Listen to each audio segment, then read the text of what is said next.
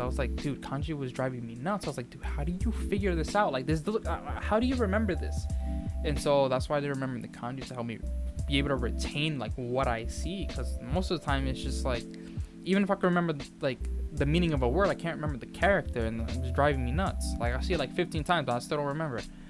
So yeah, that's what pushed me towards like immersive learning. It just kind of made sense to me with like how my Spanish improved.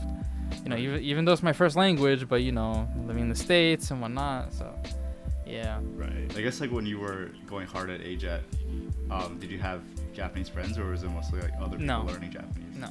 No, I had no Japanese friends at all. I had like two friends in my school who were Japanese. They were twins, but like it's not like the Japanese was like particularly good. Like, you know, it was typical like,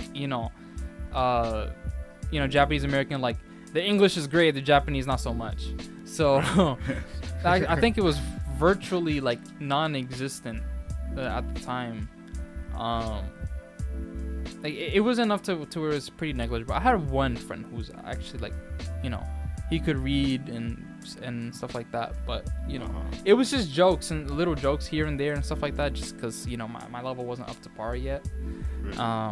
I graduated before, I think even before the year and a half, because I started in my junior year.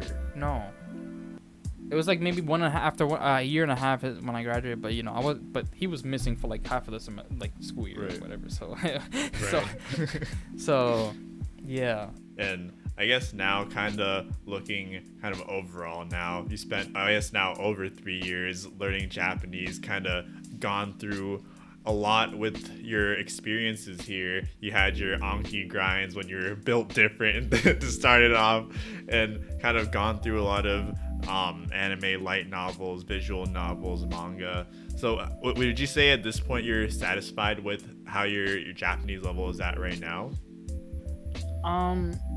With speaking, not really, but that's just because I don't really have a place to use it, so that's why I'm kind of just like throwing it to the side at the moment, because you know, I'm not gonna worry that much about something I'm not gonna use. Reading, it's kind of mixed feelings, because it really depends on what I'm reading, because you know, with some light novels, it's really easy to the point where you know, I could finish a light novel in a day. But with and a lot of light novels are, you know, they're relatively easy. They don't take long for me to get through. It's just more of like, you know, I kind of, you know, keep, you know, end up looking up the same words over and over. That's what typically happens. But with certain visual novels that I want to read, like the difficulty curve is a lot harder, and so in that sense, I still do want to improve my reading, because I want to be able to like read through those like with relative ease. But that would take a while, because there's a lot of vocabulary that's just like I'm not really gonna get much of it anywhere else. So it's gonna take time before I can get to the point where I can read stuff like that and not really have a need to pull out a dictionary.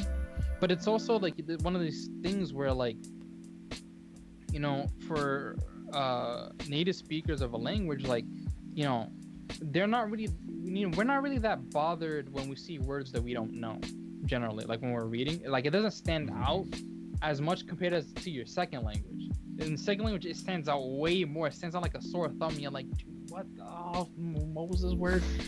And you're like, dude, wait, how do I figure out what the whole sentence means without this word? While in your native language, you're like, yeah, I'm understanding most of it, so it's fine. But no, with Japanese, it's just like stands out like a sore thumb. Just like,